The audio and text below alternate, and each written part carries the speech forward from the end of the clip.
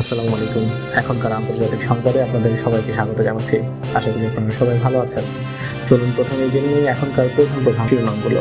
France থেকে আটক 231 জন বিদেশিকে বহিষ্কার, ইসলাম বিদ্বেষীদের পক্ষে ম্যাক্রনের সাফাই। পারমাণবিক অস্ত্রের সংখ্যা বেঁধে রাখতে রাজি আমেরিকা এবং রাশিয়া।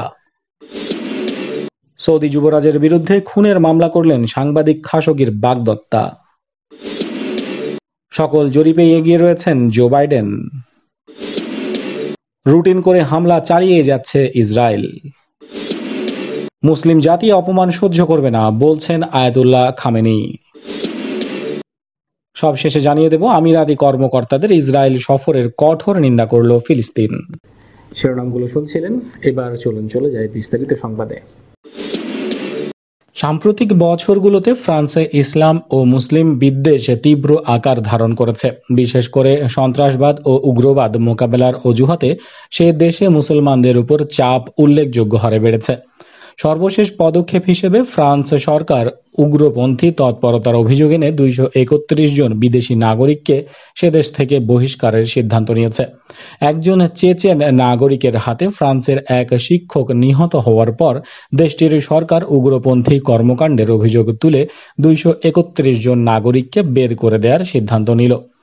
ইউরোপে সবচেয়ে বেশি সংখ্যক মুসলমান বাস করে ফ্রান্সে, ফলে স্বাভাবিকভাবেই ওই দেশটিতে ইসলাম ও মুসলিম বিদ্বেষী প্রচার সবচেয়ে বেশি এবং প্রায়ই বিশ্বনবী হজরত মোহাম্মদ সাল্লাল্লাহু আলাইহি সাল্লামের প্রতি অবমাননার ঘটনা ঘটছে। উদাহরণস্বরূপ স্যামুয়েল প্যাটি নামে এক শিক্ষক ক্লাসে তার এক ছাত্রের হাতে নিহত হন।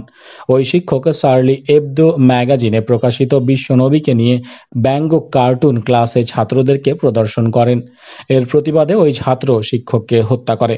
ফ্রান্সের প্রেসিডেন্ট ইমানুয়েল ম্যাক্রন এই ঘটনাকে ইসলামপন্থীদের সন্ত্রাসী কর্মকাণ্ড হিসেবে অভিহিত করে দাবি করেছেন, বাক স্বাধীনতার পক্ষে শিক্ষা দেওয়ার কারণেই 47 বছর বয়সী ওই শিক্ষককে হত্যা করা হয়েছে।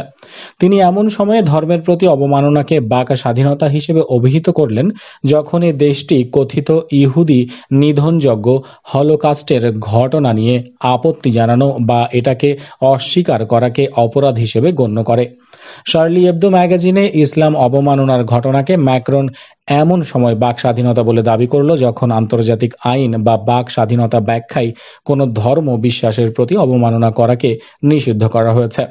প্রেসিডেন্ট ম্যাক্রন এবং ফরাসি ইসলাম ও মুসলমানদের বিরুদ্ধে, বিশেষ করে মহানবী হজরত মোহাম্মদ সাল্লাল্লাহু আলাইহি সাল্লামের বিরুদ্ধে অপপ্রচার রোধে কার্যকর পদক্ষেপ না নেয়ার পরিবর্তে উল্টো বাক স্বাধীনতার দোহাই দিয়ে অপরাধীদের সমর্থন দেয়ায় ইসলামী বিদ্বেষীরা আরও বেশি উৎসাহিত হচ্ছে, যার ফলে মুসলমানদের পক্ষ থেকেও পাল্টা প্রতিক্রিয়া চলে আসছে।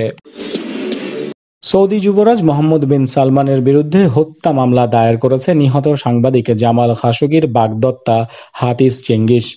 মঙ্গলবার মার্কিন যুক্তরাষ্ট্রের ওয়াশিংটন ডিসিতে এই মামলা দায়ের করা হয়। এতে অভিযোগ করা হয়েছে সৌদি যুবরাজ ব্যক্তিগতভাবে খাশোগিকে নির্মমভাবে হত্যার নির্দেশ দিয়েছেন। 2018 সালের অক্টোবরে ইস্তানবুলের সৌদি কনসুলেটে প্রবেশের পর নিখোঁজ হন ভিন্ন মতাবলম্বী সৌদি সাংবাদিক জামাল খাশোগি। তুর্কি বাগদত্তা হাতিস চেঙ্গিসকে কনসুলেটের বাইরে রেখে সেখানে প্রবেশ করেন এই সাংবাদিক। এরপর সেখানেই তাকে হত্যা করা হয়। বিয়ের জন্য প্রয়োজনীয় কাগজপত্র আনতেই 2 অক্টোবর ইস্তানবুলের সৌদি কনসুলেটে প্রবেশ করেছিলেন খাশোগি। তার নিখোঁজ রহস্য নিয়ে বিশ্বজুড়ে তীব্র প্রতিক্রিয়া শুরু হলে তাকে হত্যার কথা স্বীকার করে সৌদি কর্তৃপক্ষ। তাদের যে দাবি, জিজ্ঞাসাবাদের সময় কর্মকর্তাদের ভুলে নিহত হন ওই সাংবাদিক, তবে তার মৃতদেহের কোনো সন্ধান দেয়নি সৌদি আরব। হত্যার পর তাকে টুকরো টুকরো করা হয়। সৌদি আরবের পাশাপাশি তুরস্ক আলাদাভাবে এই হত্যাকাণ্ডের তদন্ত ও বিচার কাজ চালিয়ে যাচ্ছে। মঙ্গলবার যুক্তরাষ্ট্রে সৌদি যুবরাজের বিরুদ্ধে মামলাটি দায়ের করা হয়েছে নিহতের বাগদত্তা হাতিস চেঙ্গিস ও democracy for the Arab world now নামের মানবাধিকার সংগঠনের পক্ষ থেকে। অভিযোগে উল্লেখ করা হয়েছে সৌদি যুবরাজ ও স্বরাষ্ট্র মন্ত্রণালয়ের একদল কর্মকর্তার কয়েক সপ্তাহ ধরে পরিকল্পনা ও প্রস্তুতির ফলে এই নৃশংস হত্যাকাণ্ড ঘটেছে। জামাল খাশোগি মার্কিন দৈনিক ওয়াশিংটন টাইমসে কলাম লিখতেন। যুবরাজ মোহাম্মদ বিন সালমান সহ সৌদি পরিবারের সমালোচনায় স্থান পেয়েছে তার বিভিন্ন লেখায়। এতে রাজ পরিবার ক্ষুব্ধ হয়ে তাকে হত্যা করেছে বলে অভিযোগ করা হয়েছে। খাশোগি হত্যার বিষয়ে সৌদি আরবে একটি রায় হয়েছে। তাতে যুবরাজ মোহাম্মদ বিন সালমানকে জড়ানো হয়নি। যাদের বিরুদ্ধে শাস্তির আদেশ দেওয়া হয়েছিল তাদেরকেও খাশোগির সন্তানরা ক্ষমা করে দিয়েছেন বলে সৌদি সরকার জানিয়েছে। রাশিয়া পারমাণবিক অস্ত্রের সংখ্যা বেঁধে রাখতে রাজি হয়েছে। আমেরিকাও এ নিয়ে অবিলম্বে আলোচনায় বসতে চায়। ফলে দুই দেশের মধ্যে পারমাণবিক অস্ত্রের সংখ্যা বেঁধে রাখার সিদ্ধান্ত চালু থাকবে বলে মনে করা হচ্ছে। আমেরিকা ও রাশিয়ার মধ্যে এ বিষয়ে একটি চুক্তি আছে, নিউ স্ট্র্যাটেজিক আর্মস রিডাকশন ট্রিটি। এই চুক্তির মেয়াদ শেষ হচ্ছে 2021 সালের ফেব্রুয়ারিতে।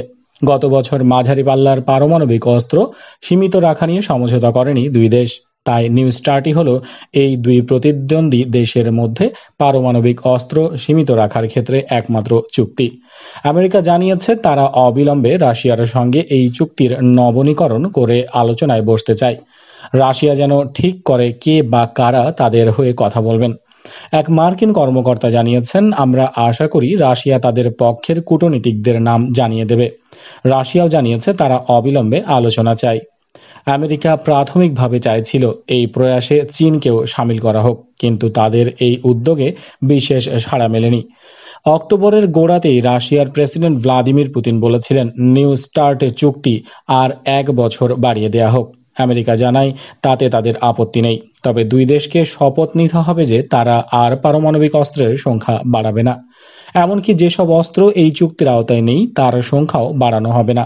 কিন্তু রাশিয়া এই প্রস্তাব খারিজ করে দেয়। মঙ্গলবার রাশিয়া মত বদল করে বলে তারা অস্ত্রের সংখ্যা ফ্রিজ করতে রাজি। তবে রাশিয়ার বিদেশ মন্ত্রণালয় থেকে বলা হয়েছে আমেরিকা অস্ত্রের তালিকায় নতুন অস্ত্র যোগ না করলে পারমাণবিক অস্ত্রের সংখ্যা বেঁধে রাখা সম্ভব।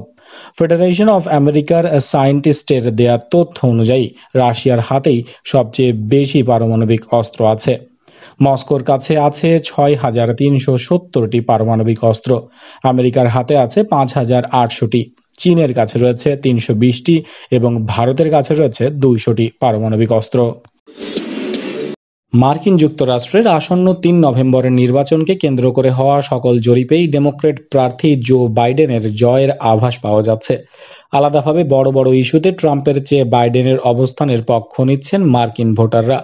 কে প্রেসিডেন্ট হচ্ছেন তা আগামী 3 নভেম্বরের আগে নিশ্চিত করে বলা না গেলেও বিভিন্ন জরিপের ফল আগাম ভোট ও নির্বাচনী তহবিলে বিপুল পরিমাণ অর্থ ডেমোক্র্যাট শিবিরের কর্মকর্তাদের স্বস্তি দিচ্ছে।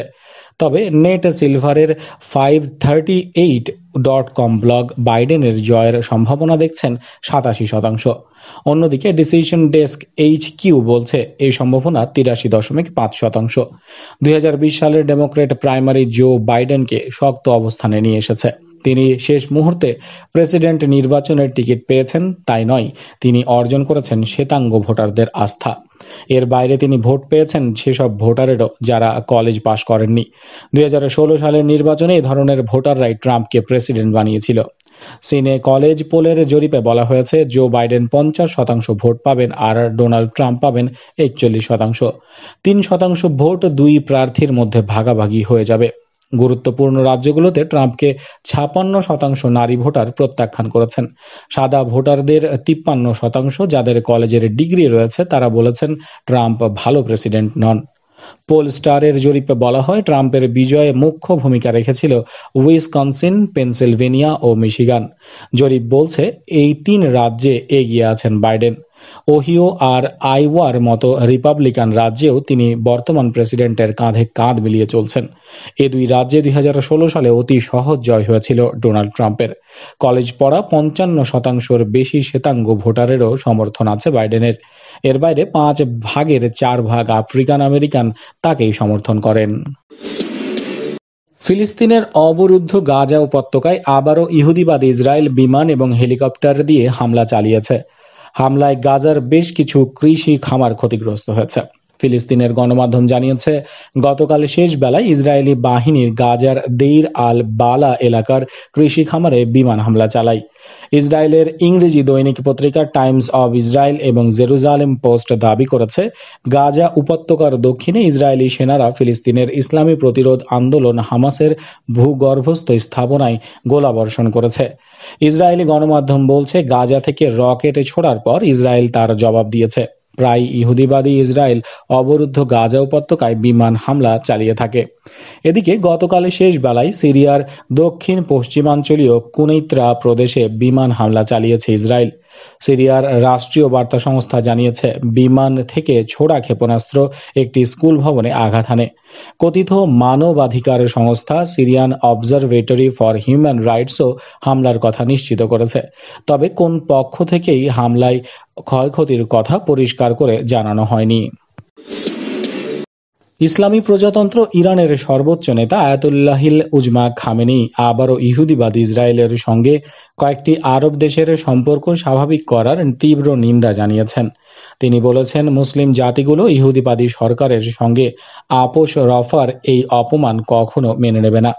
মঙ্গলবার শেষবেলা এক টুইটার বার্তায় আয়াতুল্লাহ খামেনি বলেন, আমেরিকা যদি ভেবে থাকে তারা এই পদ্ধতিতে মধ্যপ্রাচ্য সংকটের সমাধান করতে পারবে, তাহলে মার্কিনিরা চরম ভুলের মধ্যে রয়েছে। ইরানের সর্বোচ্চ নেতা বলেন, যে আরব সরকারই ইসরায়েলের সঙ্গে আলোচনায় বসবে, দেশের জনগণের মধ্যে ওই সরকারের জনপ্রিয়তা অনেক অনেক ধস নামবে।